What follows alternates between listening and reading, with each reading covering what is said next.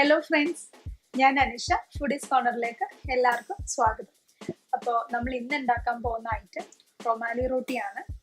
റൊമാലി റോട്ടി എന്ന് വെച്ചാൽ നമ്മൾ മൈദ കൊണ്ട് ഉണ്ടാക്കിയെടുക്കുന്ന സോഫ്റ്റ് ആയിട്ട് നേരിയതായിട്ടുള്ള ഒരു റോട്ടിയാണ്.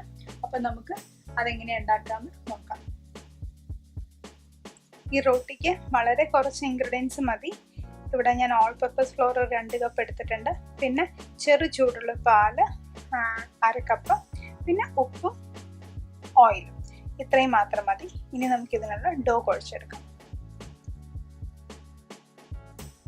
അപ്പോൾ നമുക്ക് ആദ്യം കുറച്ച് ഉപ്പ് ചേർത്ത് ഈ പാല് കുറച്ചായിട്ട് ആഡ് ചെയ്ത് കൊടുത്തിട്ട് നമുക്ക് സോഫ്റ്റ് ആയിട്ടുള്ളൊരു ഡോ ആക്കിയെടുക്കാം. ഇതിനെ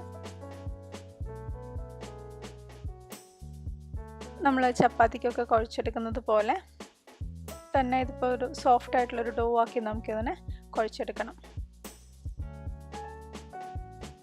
അപ്പോൾ ഇതുപോലെ അധികം ലൂസ് ആവാതെ നമുക്ക് കുഴച്ചെടുക്കണം.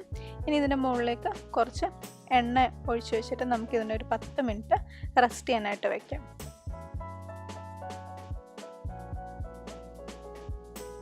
ഇനി നമുക്കിതിന് ഇതുപോലെ ചെറിയ ചെറിയ ബോൾസ് ആക്കിയെടുക്കാം.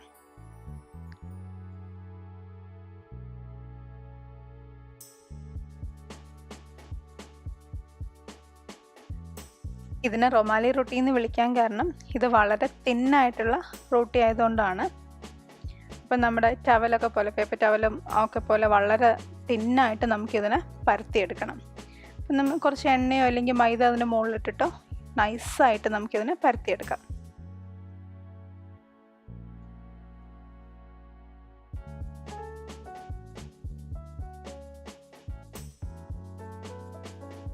ഇതുപോലെ ഇത്രയും നേർത്ത് നമുക്ക് പരത്തിയെടുക്കാൻ പറ്റും.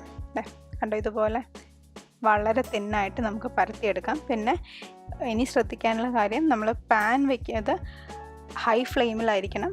ഹോട്ട് ബേൺ ആയിട്ടുള്ള സ്കില്ലറ്റിൻ്റെ മുകളിൽ വേണം ഇത് ചുട്ടെടുക്കാനായിട്ട്. ഞാനിവിടെ അയൺ സ്കില്ലറ്റാണ് യൂസ് ചെയ്യുന്നത്. അപ്പോൾ ഇത് നല്ല ചൂടിലിരിക്കുകയാണ്.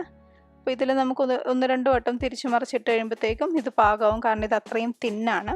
ഇതുപോലെ നമുക്ക് എല്ലാ റൊട്ടിയും ചുട്ടെടുക്കണം.